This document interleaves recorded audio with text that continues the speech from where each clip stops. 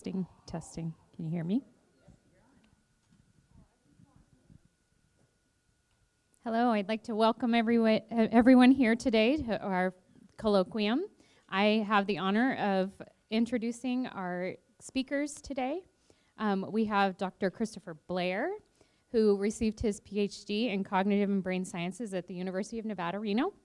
He completed a 2-year postdoctoral fellowship at McGill University in Montreal, Quebec. He is currently in his 2nd year of teaching here at EOU and moved here with his wife, Jennifer Renee Blair. In his free time, he enjoys singing, reading, and video gaming. We also have Dr. Robert Butler. He graduated with a doctorate in child clinical psychology from Auburn University.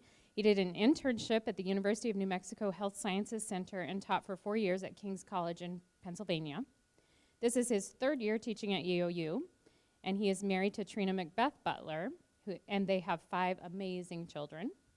They love living in Eastern Oregon, and his hobbies are basketball, racquetball, and gardening. Last but not least at all is Dr. Rae Ette Newman Conodara.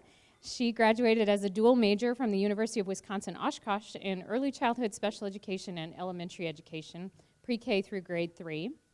Upon graduation, she moved to Las Vegas and accepted a position as an early childhood teacher working with children diagnosed with autism. During this time, in collaboration with the Clark County School District and Autism Partnership, Rae Ette's classroom was recognized as the early childhood model classroom for the district. After 3 years, Rae Ette transitioned to teach pre-kindergarten at the same elementary school in the Clark County School District. She completed her master's in special education from University of Nevada, Las Vegas with a concentration in autism and cognitive disabilities and her PhD in special education. She's in her 6th year here at EOU. She's a lot of things in the College of Education, including the coordinator for the Early Childhood Program, the MAT program, and one of the co-directors for Teacher Prep in the College of Education. She's married and has a 2-year-old daughter named Lily, and in her free time, she enjoys playing with Lily, watching Harry Potter, and relaxing. So please welcome our presenters. Thank you. So we just want to acknowledge also Dylan Chaves. He's not able to be here and present with us, but he was one of our co-researchers, and one of the students in the psychology program, in the online program actually. So kind of fun that he's actively engaging in research from a distance. Okay, so our presentation today, we're going to go over Capsi, and what Capsi is computer-assisted or computer-aided personalized system of instruction. And it's an old way of teaching that's kind of being made new with the onset of technology. But we'll get into that more in a little bit. So first, we just want to give you a few numbers and some background as to why this is important. So currently at Eastern Oregon University, on average, 80% of our students are taking at least one distance education course while they're here. And if you look at the most recent term, we had 16,432 student credit hours on campus. And in the online programs, we had 13,836. So we're pretty close to that 50% mark. And that's been fairly consistent for the last several years that we're about a 50-50 split. So a lot of our students are in this distance education space. Now, I wasn't able to find EOU specific data, but if you look at distance education programs in general, what we tend to see is that although they're wonderful in some ways, so you have things like increased accessibility and also decreases in costs when you do the distance education. Some of the difficulties that come with distance education is that there's a body of research suggesting that these students actually don't learn quite as much. Once they're done with their degree, they're somewhere between 1/3 to 1/4 of a standard deviation in their knowledge content lower than on-campus students, which if you look at percentages, that's about 9 to 13% less knowledge. So pretty big problem there, 9 to 13% less learning. Also, when you look at retention rates, they go down. Now, the difficulty in knowing, is this because the type of student who's taking distance education, or is it actually because of the education model? But also, both things that we don't want to see. So, the point of what we were doing was trying to find a way that could increase our students' engagement in online courses, increase how much they're learning, and help them just be more engaged with the class in general. One of the big things that we talk about in distance education is instructor presence.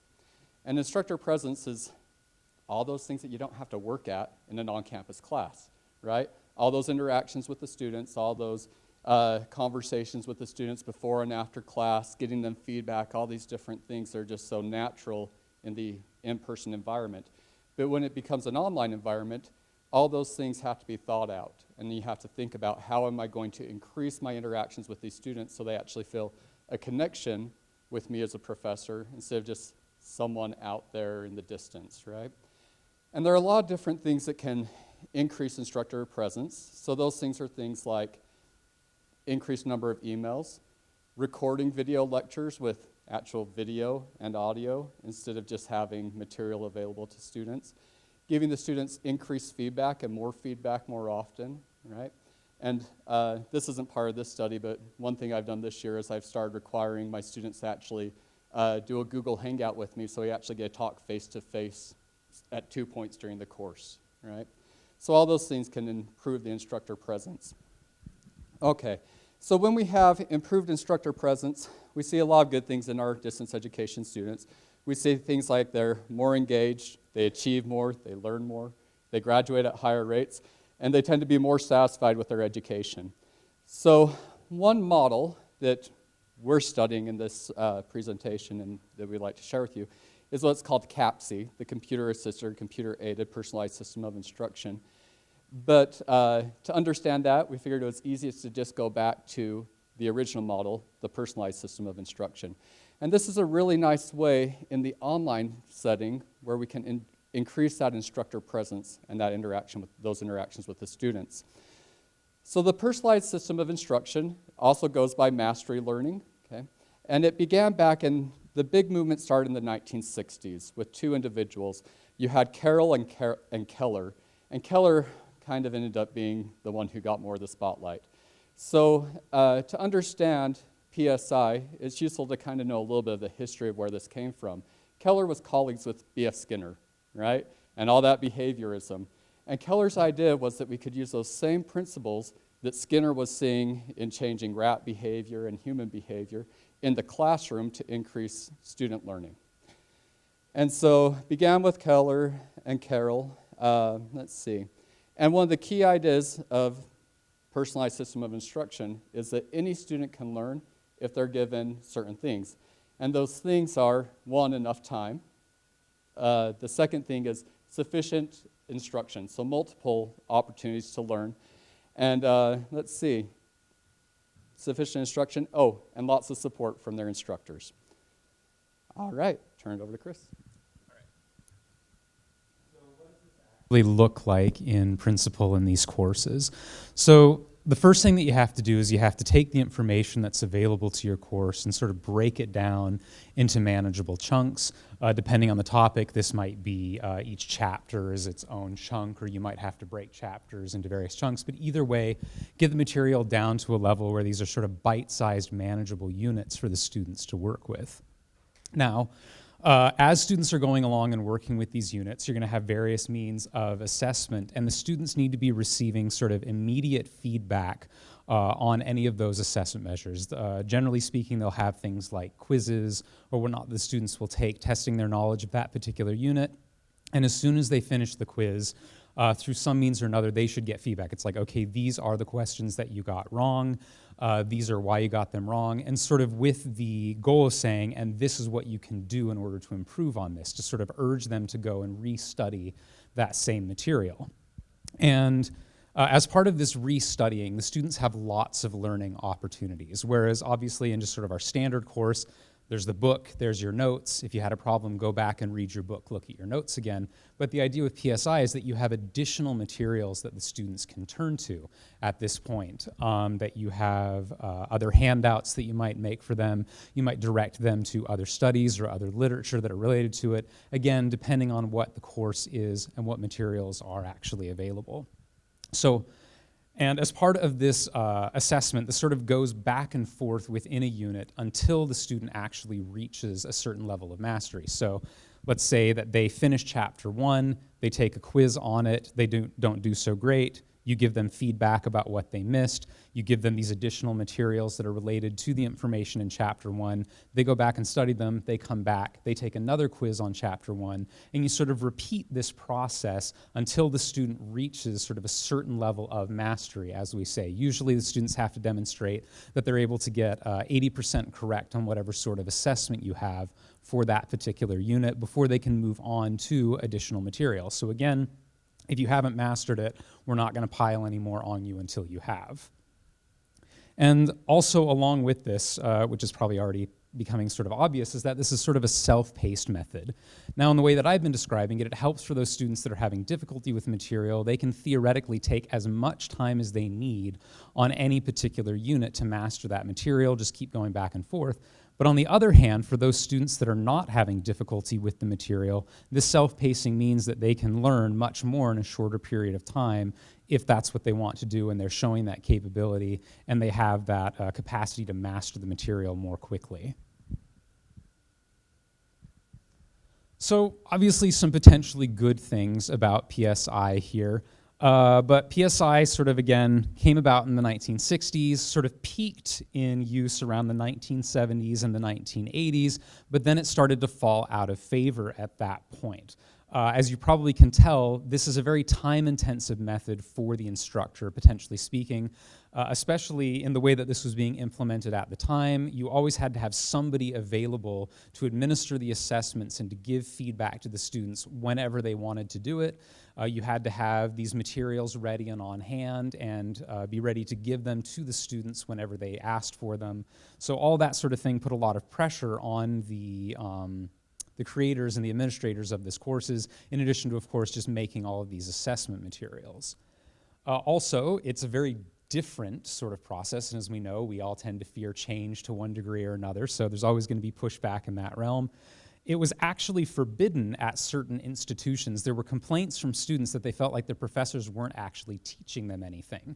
Because of course, with this being self-paced back in the time, especially before we had video lectures or things like that, the professor couldn't really just lecture the class as they normally would because students are learning whatever chapter they happen to be on at a particular time. It didn't make sense for the professor to come up and stick to a particular schedule. So all the material they were getting was given to them by the professor. They might have written that material, they might have found it, sort of curated it, but they themselves were not teaching in front of the classroom. And again, some students were complaining, well, what am I paying for if this professor's not actually teaching me? And at the end of the day, as you can guess, not everybody implemented PSI as it was originally intended. Again, there's a lot of sort of demanding things in that list I gave on the previous slide, and people tried to sort of modify it to see if they could fit it within the strictures of a more sort of traditional university environment. And what the research showed is whenever people did this, the efficacy of PSI went way down, and it wasn't really helpful to the students, and they might as well have just stuck with sort of their standard lecture model or whatever they were using previously. So again, one of the biggest drawbacks potentially to PSI is that if the idea is that students can take as long as they need to master this material, how are you supposed to fit that into a semester or a term structure? Obviously, it just doesn't fit with that, which brings up issues of how much do you charge students? If they take longer than a term or a semester to finish the course, do they get charged for another semester? If they take a shorter period of time, should they be paying the same amount as some students? And all these questions sort of came up and again made PSI a bit less popular, especially in the university environment. All right. And again, generally speaking, and for some of the same reasons, it just wasn't always feasible from a resource or economic perspective. Again, does the professor actually have the time? How long should they continue if you just have that one student that's taking, 2, 3, 4 years to master a single concept? Can the professor really spend that much time just on that one student? So you can kind of hear how and why PSI went out of the educational strategies that were being used. But again, as we move forward and with the use of technology or virtual teaching, you can see how the revitalization of PSI has come back as computerized, personalized systems of learning now. So that's what's actually what Capsi is the computerized part of it. So again, there's many limitations that PSI were aided with when Capsi came into play. One of them is the multiple educational opportunities. So when students are in your class and you're doing this face-to-face, you have to provide all of these different learning opportunities. You have to have these handouts. You have to have the readings. You need to be available in order to answer all these questions when there are questions. Well, this is aided by the use of a computer, because when we have things on such as Canvas, you are available 24/7. They can always go back to those resources that are provided in your module. So you have your readings in there, you have videos, you have additional supplementary videos not provided by the instructor. You have outlines that are available 24/7 to our students. So you can see how this really evened out and made it a little bit easier for this strategy to be utilized with our classrooms. There are multiple assessments. So students are always going to be able to take those assessments over and over until they show mastery. And by doing that, you're making sure that your students actually understand the concept versus reaching half of our students or a third of our students before moving on to that next piece. We're really reaching all of our students because they have to reach that minimum threshold of achievement before they can move on with that into the next module. Feedback is automated. Just like we have in Canvas right now with our system, the feedback is automatic. You type it into the system. When they answer a response incorrectly, it gives them additional feedback. And they utilize that feedback immediately when they go and take that next assessment again. So you can see how it's really speeding up that process of waiting for an instructor to provide that feedback. It's just it's automated and automatic. The accessibility for students enhances that self-pacing. It is not a class that happens from 4 to 5 p.m. It is available to them 24/7. So it's just really simple for the students to access it and move through the course as they can. You can see how a student may complete a course within 2 or 3 weeks. They could complete it in a weekend if they had all of that time. So it's really available to the students when they have the time to complete that course versus a specified time they need to be on campus in a classroom. The last one, it's the automation resulting in more students served. Because there's no classroom or there's a certain amount of students that have to be in a classroom, you can reach a broader variety of students in your classroom because your classroom is not 4 walls, it is virtual.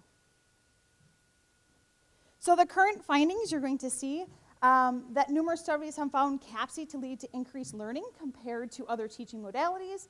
However, there are also studies that have found Capsi to be equivalent or inferior to other models. So it's very inconsistent as to how this model is coming out. So that's where we stepped in and said, we're going to figure out how it works best in regards to our courses.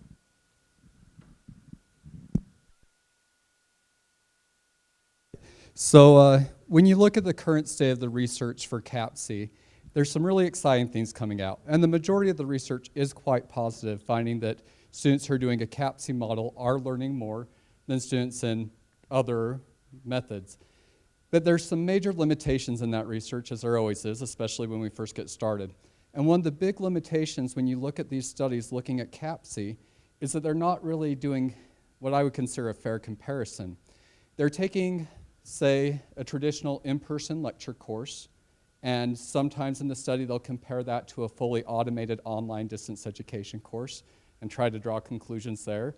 Sometimes they'll do an in-person course and then compare it to a hybrid course that's in-person and partially Capsi online, and it's this hybrid thing, so not really a fair comparison there either. And then the other place that we see a lot of research being done is just with a one-shot, let's do one assignment type thing. If we give students a traditional lecture and then an assignment, and then in this other group of students, we'll do this Capsi model for one assignment and see how they do, well, that really doesn't get the whole breadth of what Capsi is either.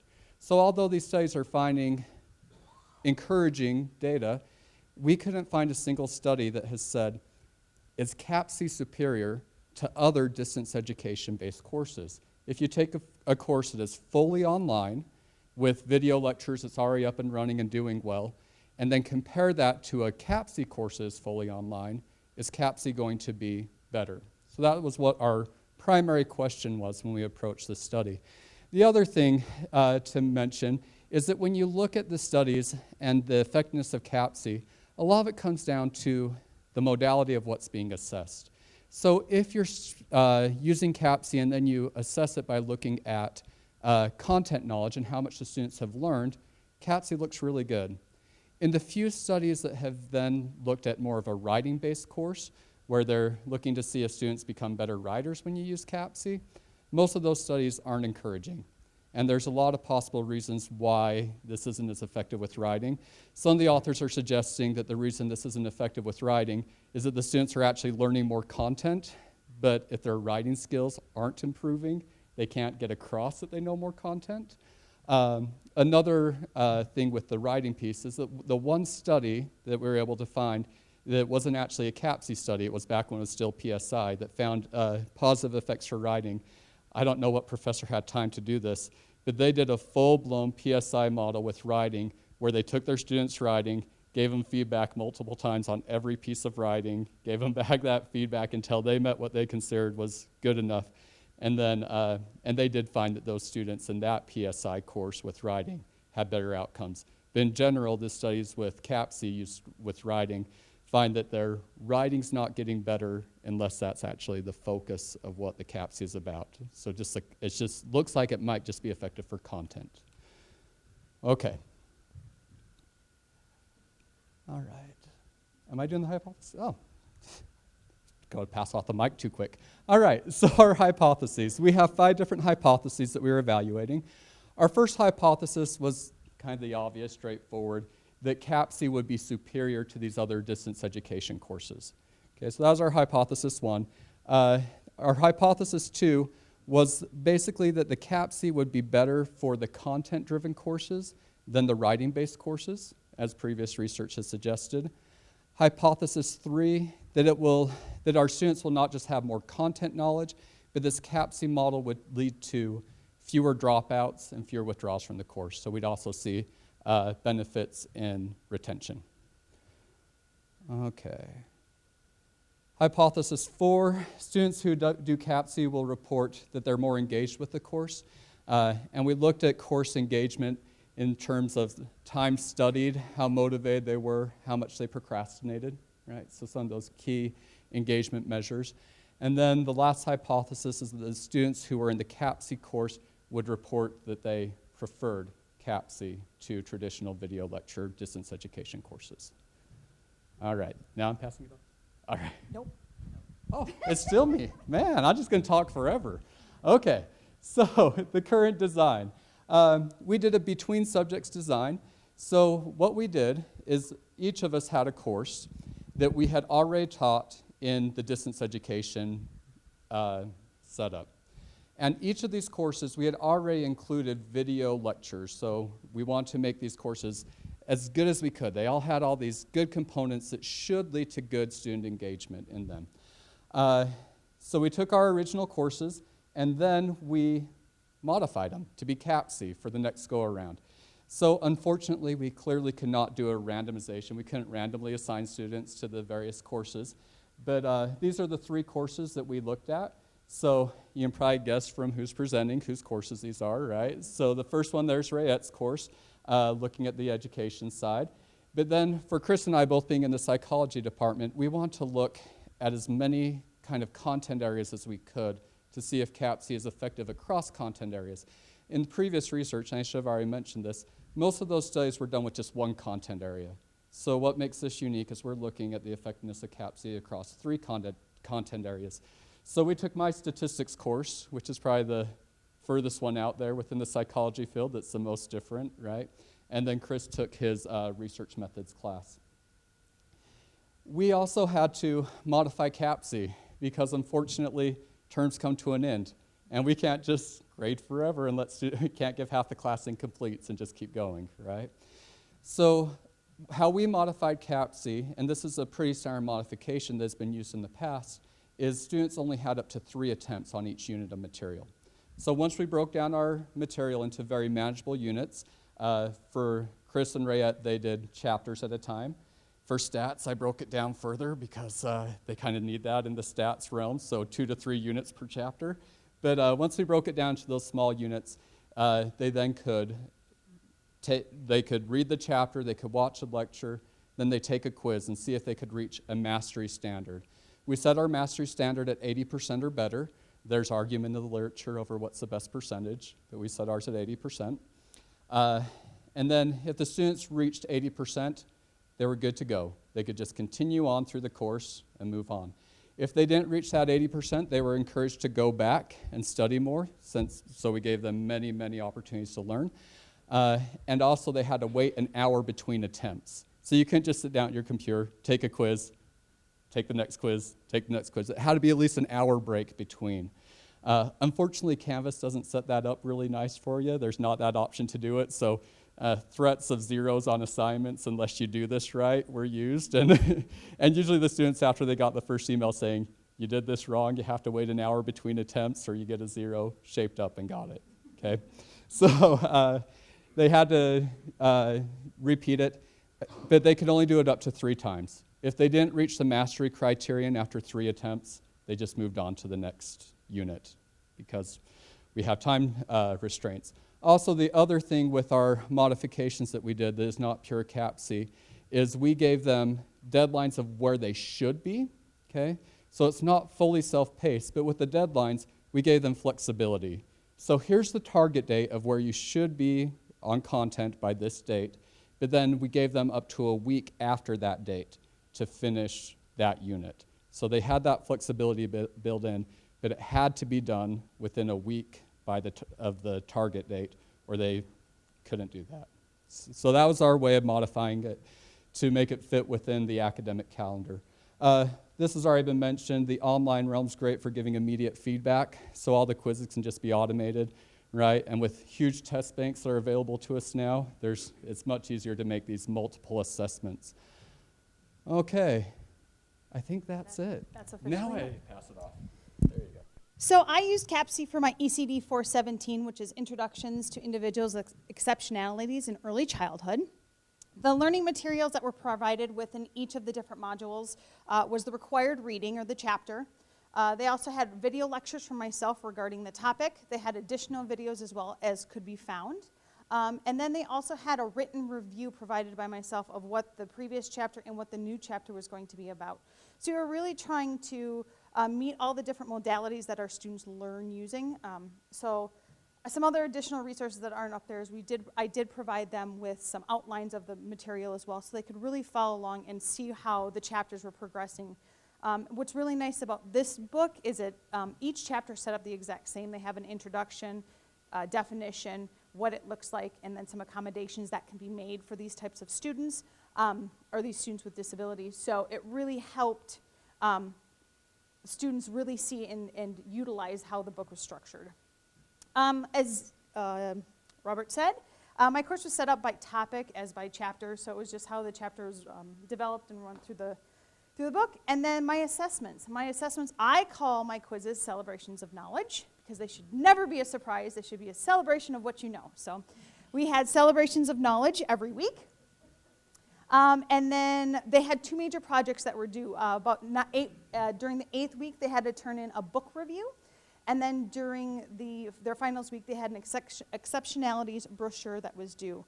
And these projects are the same if it was for my Capsi course or if it was for my online course. Something you need to also know about the Early Childhood program is all of our courses are online. It's an online program. So our students are very fluent in how these early childhood courses run. So this was nothing new except for the different types of materials they received and the fact that it was self-paced. Otherwise, all of the courses are very much set on a weekly schedule. Okay. I should also say that the early childhood, this course is a writing course, so this is where the writing piece will come in later. All right, so as we already said, I taught the research methods course. Again, not a lot of new information here. They had their textbook that was a required reading, and then there were 2 lectures per chapter that were provided to them in the form of videos. And then in addition to that, there were various videos on different topic areas where I thought that they might need help, so a few for each chapter. And like Rae Ette, I broke mine into chapters. It's a pretty thin book, 3-credit course. You can probably read one of these chapters in less than an hour, so fairly bite-sized. And the organization of it is such that, especially once you get past sort of the basic concept chapters, you're having like one research method or one research approach per chapter. So again, sort of keeping it into these self-contained sort of units. So as far as assessments went, in the previous course, I had sort of a weekly activity that the students did. It was a mixture of multiple choice and short answer sort of activities. And what I did for the Capsi thing is I sort of took these activities, broke off basic content into the quizzes that we used for Capsi, you know, sort of covering a little bit of all the chapter, but then kept sort of the application part of that, kept those sort of short answer assignments to make sure that the students are not, you know, just sort of rote memorization of these concepts. And so it was roughly the same amount of content between the two different versions of the courses, just sort of separated into this multiple attempt, multiple choice quizzes versus these short answer assignments. And then the exams, there were 3 unit exams, so for each third of the course there was an exam, and these exams were exactly the same for both classes to sort of offer that point of comparison. There was only one attempt on each exam regardless of the course.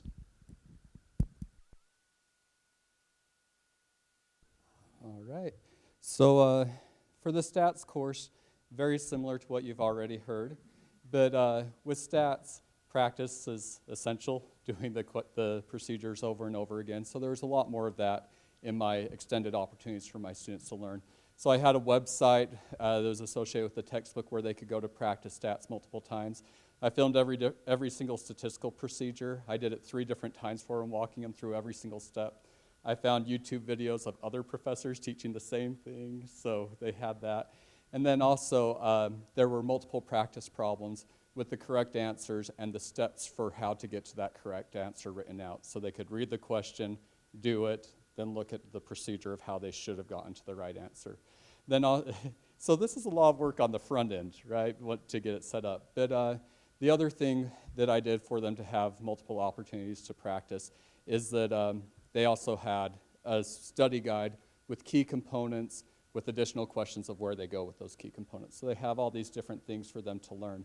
Again, the big difference with the stats one, though, is we broke it down into even smaller units of learning in the hopes that they get those really small units so we could actually get to the full statistical procedure. And that brings me to one thing that I probably should have already mentioned. One of the big criticisms of previous research on PSI and Capsi both is that if you give students multiple opportunities to do well, of course their performance is going to go up, just by the chance, right? If you take the same test 3 different times, well, they're using different quizzes each time is one piece, but then we want to see if our students actually have learned more by the end of this procedure. So what we did is we each selected key assignments or key assessments that we used that were identical between both courses, and the students could only attempt those key assessments once. So in the stats course, there were 5 exams, and the exams they can only do 1 time. They couldn't do those 3 times, and there was a comprehensive final. So we're going to get to our results right now, and when we talk about those comparisons, the numbers are all from those key assignments. None of them are from these repeated 3 attempts. Okay, so they only have 1 shot on this.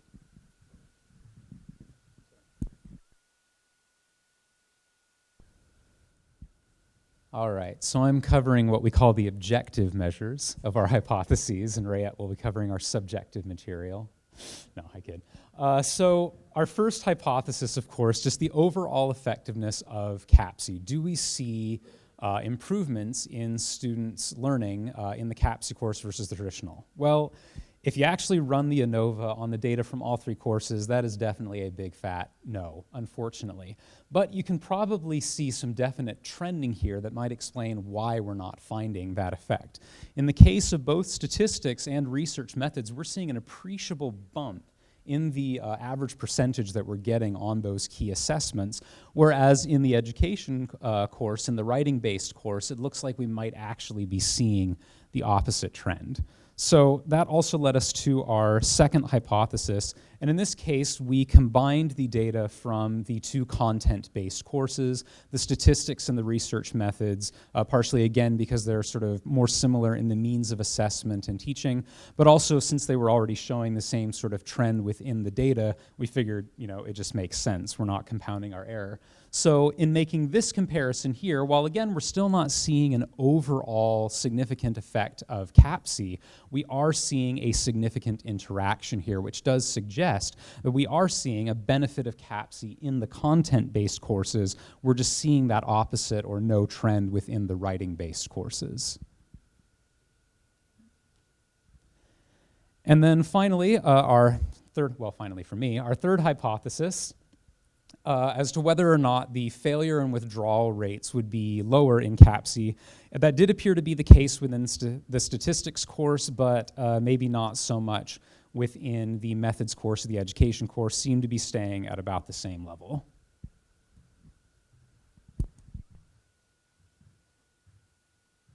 So one of the other pieces that we did is we had our students who participated in the Capsi complete a survey and provide us with information on how they felt going through this process. So you can see our survey demographics on the top, and then you can see the means that were provided there. I'm not really a table person, I'm much more of a graph person, and I think this says a lot as to what our students felt about the Capsi. So as you can see, in preference, satisfaction, motivation, and in time spent studying, which is really exciting, you can see in all of these areas, our students actually added time to what was done in the other courses, or in a typical face-to-face, or in the other Capsi course, or excuse me, other online courses. Two areas that showed a really big decrease were in procrastination and stress. So in the areas we wanted to increased. In the areas that we want to decrease, including procrastination, because that's a really bad thing in online courses, because if they procrastinate, they tend to miss the deadlines.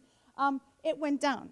And it went down in all of our courses, or went up in all of our courses respectively. So as you can see, Capsi worked out really well in regards to how our students felt Capsi worked. And then the last two hypotheses have to do with student class preference by type. And as you can see, all of our students in all of our classes really appreciated the Capsi courses. So when we're thinking about what does this mean for us, how do we move forward, as you can see, all of our students really appreciate being able to have that accessibility to self-pace through their course. Interestingly, there are a couple who thought online only with self-directed reading was going to be very helpful, so that's very interesting. Some more research could be done there with a couple students who indicated that. But also those online with video lectures. So as you can see, Capsi is very much appreciated by all of our students in all three of our programs. So just discussion and implications for what we learned about the Capsi in our study. It improved learning in all the content-driven courses. I would also say it improved the content in the writing course as well. Again, I had the writing course, so I'm going to talk about that in just a second. With the comparison of the writing based to Capsi, it did not demonstrate improved learning. And some of the reasons for that, I think, as you looked at those two graphs, when we think of writing throughout the entire term and getting feedback, when you're getting feedback every single week on writing type skills, you'd anticipate that that would go up over time. So when we took that away versus the students still did get that feedback. It was from myself and students throughout the entire program, but they weren't getting grades based on that. So that could be one of the reasons why we see that decrease over time, that they just didn't have that motivational support per se, because there was no grade associated with that. And also, when you look at points, students are also getting points for their writing ability, where in content-based, they're not getting points on that content. So they have real content knowledge, but their writing is still poor, so they may have a decrease in their scores that way. So that's one of the reasons why I think the scores, our outcome is the way it is. Students in all Capsi courses indicated an increase in satisfaction, the motivation, the time spent studying, and the preference in this type of a course, and a decrease in the procrastination and stress. Again, everything that we as educators want to go up went up. The negative effects went down. Although PSI is not feasible in face-to-face, Capsi may lead to superior outcomes for distance education courses. It really has a lot to do with the planning. It takes a lot of time on the instructor's part to get the course set up, because you do have to have it ready to go on day one, because it needs to be self-paced and ready to go. So it takes a lot of time to get it online, but once it's ready to go, it is set. This is something that's not manageable in face-to-face, because as we know, we sometimes need to sleep. So you are not available 24/7 like you are with a Capsi. And finally, again, increased student satisfaction. It also increased student rates in our classes, as you could see, as well as with the data. So we were pretty excited about what we saw.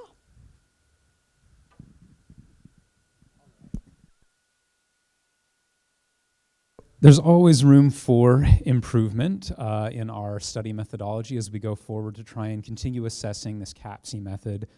For one thing, though we strove for diversity, having the stats course, the psychology course, the education course, as all of you are aware, we're still only covering a very small sort of area within the university area, just the area of education in general. Lots of different topics, biology, chemistry, et cetera, that could be looked into here and really should be looked into to determine whether or not Capsi is sort of this blanket potential improvement or if it is best for certain types of content areas. So general areas, specific topics within those areas, and of course the type of course, looking further at sort of these not just writing-based courses, but say courses that are specifically teaching writing as content versus just using writing as an assessment tool versus the sort of traditional content-based courses. Something else that we need to sort of point out, based on this between subjects design and the fact that we did this over sort of a compressed time frame at this point, the terms during which the assessments were done were different terms, so at different times of year. So it's not like we're comparing winter students with traditional versus winter students with Capsi, but rather it could be, say, a summer class versus a fall class, or a winter class versus a spring class, or something like this. So again, there might be some factors in there as far as, motivation and the type of student that signs up for courses at different times that we might need to take into account and might be sort of muddying the results that we're looking at. So ideally moving forward, we would want to be able to compare the exact same type of term across our groups of students. Again, in spite of the fact that we used 3 classes, our sample size is still relatively small. If we could get some of these, 400 student mega courses or something like that, do a lot to bump up our power and make us feel a lot more confident in some of the results we're looking at. Also, we kind of took almost a shotgun approach here. We took what we thought were the key elements of Capsi, applied them as best we could within the term structure, and just said, overall, do we see an improvement? But really, there's a lot of different things to potentially unpack that Capsi is made up of. There's the self-pacing, the multiple assessments, the feedback, the multiple materials, and each of these things could theoretically be tested by itself over a period of time to see which elements are actually necessary or if it's necessary to have them all together. All right. And then, of course, based on the type of assessment, the type of teaching that you're doing, and the type of feedback that you're giving, it might be good to sort of break that down a little bit more in detail. All right. So before we open it up for questions, as Robert reminded me, we want to acknowledge that this was supported in part by the educational development grants that we received to work on this during the summer, so we wouldn't want that to go unrecognized. All right, any questions?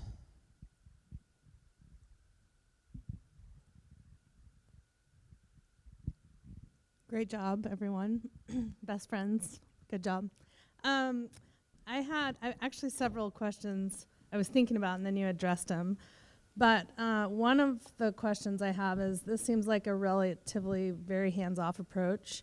So I'm curious about the interaction you actually have with your students, if any, outside of the front loading. I know that that's a lot of course design that happens, but if everything's very automated, then I'm curious about that interaction. And then I do have a follow-up after that, but I'll let you do that first. So in my courses, everything was video, so they always had videos of me teaching the materials or providing the reviews or the introduction to what they were going to be learning. But also, I had a lot of my students emailing, asking questions throughout, verifying information, and just saying, I'm not really sure, even though my feedback said this, really what does this mean? So in that way, I think students had a lot more access. Because it was 24/7, they could always email and get that immediate response. So for me, that's how I was always involved with those students. And just a side note, I ran a previous Capsi study before this one. And in that study, part of the assessment measures, we're looking at the rate of emails from the students coming in and interacting. And we had about 2.1, if my memory's right. I know it's like 2 point small number, times more emails from the students in the Capsi than we did in the traditional distance education lecture course. So they're actually, from that measure, engaging more. So. And I guess, yeah, I can just add to that. Similar sort of experience. The engagement, with the students still making those video lectures, they're still getting sort of that face-to-face, I guess you could say.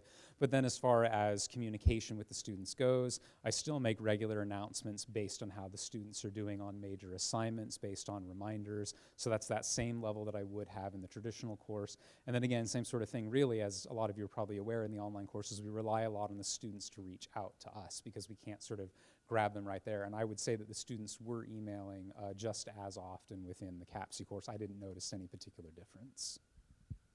Thank you for clarifying that. I think a lot of times there's a misconception that, well, then we don't need anybody to teach the class at all. It could just be automated. So I think it's important to address that.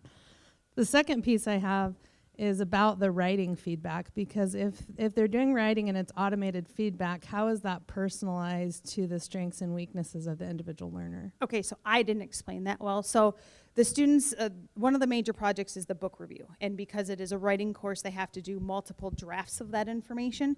So I gave them feedback and my students gave them feedback.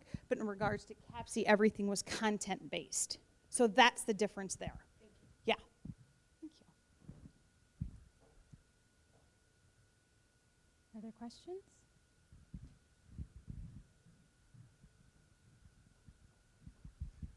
Not a question, just a comment.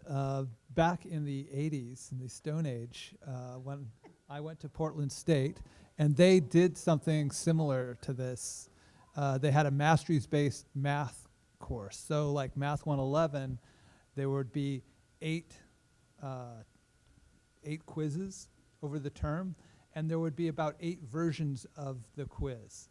And so students would not take it in class. They would go to a testing center, and the testing center would grade. And if they didn't get a certain percent, like I think it was like 70 or something, then what they would do is you just don't qualify to take the next test. And then you have I think it was like a 2 or 3 day cool down period where you had to study, and then you got another opportunity, and you got several cracks at this, but you couldn't go on until.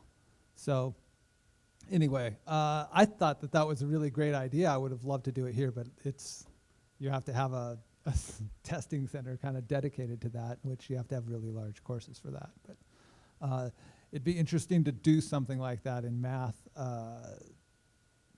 computer automated.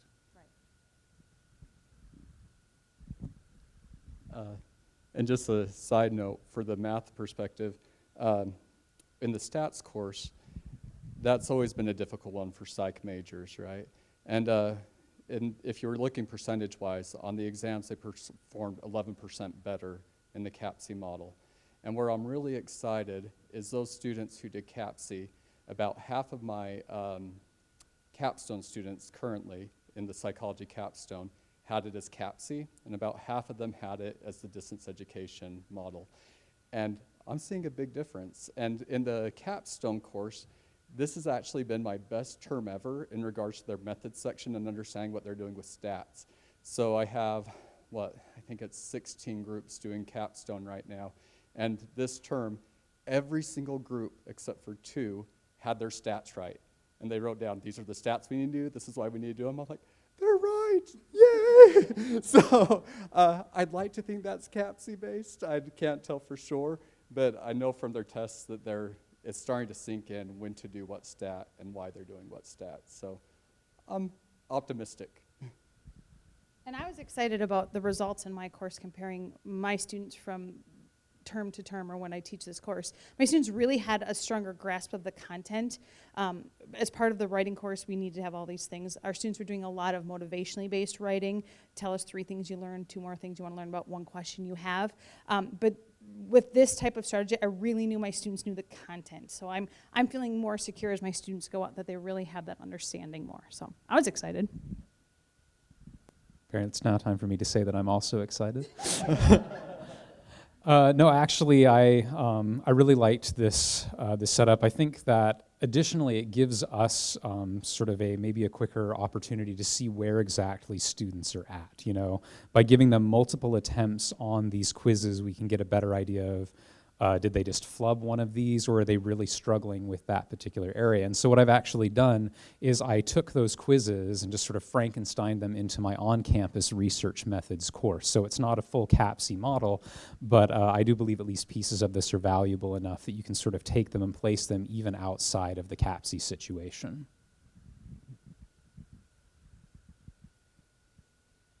I have one question. Raya, I know that oftentimes you have the same students in multiple classes, so they've been probably exposed to your more traditional setup. Did you see them having any difficulty with wrapping their head around this different method of obtaining the content? No, in fact, I had a lot of them thanking me for this opportunity because it was self-paced. If students were going away on trips or going somewhere, they could do the work prior, where previously it was, can you open the module earlier? Can you send me the work early? Because all of my other courses were done by weeks because I want them to stay on track and not procrastinate. But I also don't want them working too far ahead. So this actually alleviated that piece where it was a concern if they were doing something. If something comes up like a sickness in our students' lives, it doesn't throw them behind. They don't get zeros for not turning something in time because of sickness. It just allowed them the time to continue in doing what they need to do on their time frame. So actually my students really appreciated it, and I actually had a couple ask if we could do it more in the early childhood program. So interesting.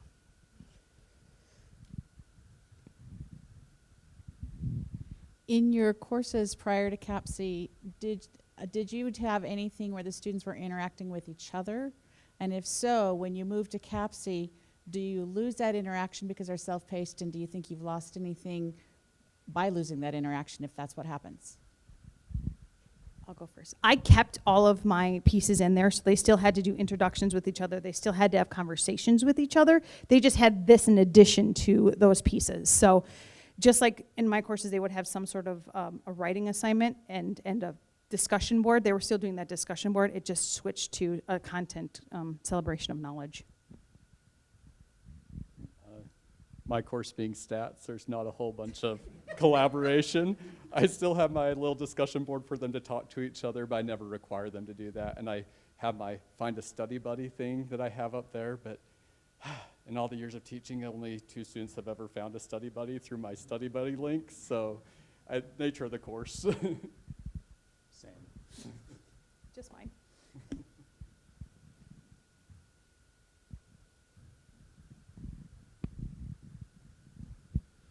Maybe this is redundant. Just confirming, you didn't see any difference in participation in the online forums? Discussion boards, nope, because it was still part of the required pieces that they still had to do. Okay. They just had more time to do it. So I wasn't monitoring and giving grades for, did you do your initial post on time? Did you respond to 2 peers on time? It was more of content that they were doing versus administration. So okay. Actually, again, it goes back to talking about I think my students really grasped the material stronger because I was grading on content versus administration of assignments. Okay. There was one thing that I did notice, and I've noticed it more this current term than the previous one, is that some of the students really have a hard time adjusting. So all of my courses are laid out in very similar format. So my students are very used to how my courses are set up. And then this one, even though I send out an email and I send out a video and I send out all this material saying, it's different, this is how it is, this is what you need to do, there's still a couple students who have really struggled this term, particularly 2 of them. And I've sent them emails saying, hey, remember this course is different. You need to be doing it this way. Hey, you're still not getting it. Can we set up a phone call? Call up their phone from the list. Hey, this is your professor. We need to talk about how to do this course. You're not quite getting it yet. And unfortunately, one of those students just dropped last week, and the other one's not on track to pass, which I don't know if they would have with the other method, but those 2 students have really struggled with wrapping their minds around this different approach, even though the material's there to explain it.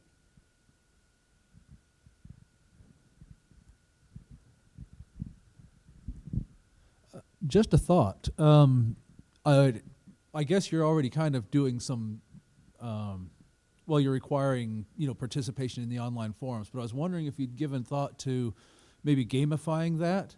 You'll have students that will plow ahead and students that won't. And I wonder if like some kind of incentive for the students that have plowed ahead to answer questions from the laggers. Yeah, it's a great idea. I didn't utilize that, didn't think about it.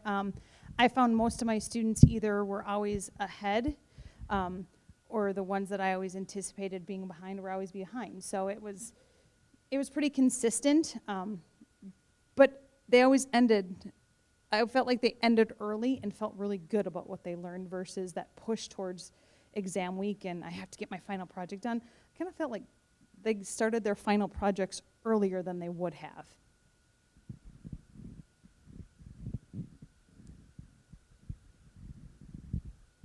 So I think I'm asking you to predict. The next generation to me seems that there might be implications for using this mastery model outside the constraints of what we normally look at in terms of our terms, whereas a student who wants to pace and go more rapidly could finish a degree in 2 years. A student who needed to work slower could do that in 6 years, et cetera. What are your opinions about the implications for that?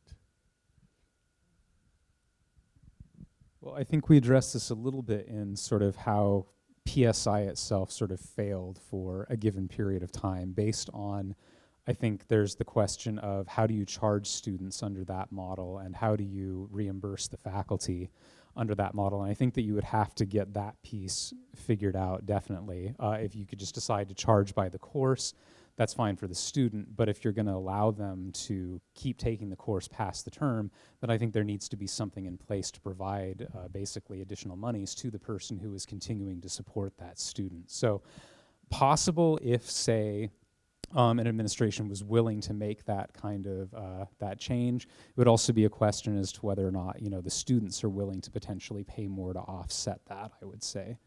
As far as the sort of speeding up the learning and things like this, again, to the degree that the professors are available and able, that they have the time, the FTE, whatnot, to address these students that are speeding through, I think that that would definitely be a possibility in the future. And I'm kind of torn on this because I was that student who did my degree in 2 years. And the traditional model drove me nuts. I'm like, come on, you're going so slow, let's speed this up. And I would have loved this personally. But then there's also something to be said for all those other experiences that you're having when you force students to slow down, even the students who can do it at a faster time frame. So I think this could be an amazing model to go forward, but I think there are a lot of issues, not just logistical with the university and pay and those type of things to figure out, but also just what's actually going to lead to the best development of our students when we're considering that we're not just here to teach the explicit content, but the latent content of an education, and how do we make sure they still get that. So I can see there being some definite benefits, but some real drawbacks as well. I think it would depend on the content and what you're teaching, because I've seen firsthand what happens when we have students who are significantly younger trying to complete our degree and their level of readiness to be in the classroom as a teacher at 20 as opposed to 22. So I think that speeding up, I think it's going to depend on what the course of study is and what they need in order to be able to accomplish what they need to do effectively. And the experiences that sometimes happen that aren't planned when you're forced to slow down, I think are really important. So just my response to your question on that.